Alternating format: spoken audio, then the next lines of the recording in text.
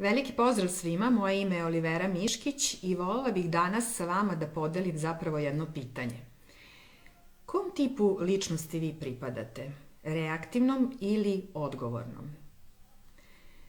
Reaktivni ljudi reaguju odmah i oni reaguju zapravo sa nivoa emocija. Ne dozvoljavaju sebi vreme da razmisle o tome šta će da izgovore. Za razliku od odgovornih ljudi koji zapravo se sa emotivnog nivoa prebace na i dozvole sebi da utišaju svoj i da im se praktično taj odgovor sam pojavi. Ukoliko se nalazite u nekoj profesiji koja je vezana za komunikaciju ili za prodaju ili za network marketing, veoma je važno da razmislite o ovome i ako pripadate reaktivnom tipu ljudi, dobro bi bilo da se prebacite na odgovorni tip ljudi. Šta znači biti odgovoran?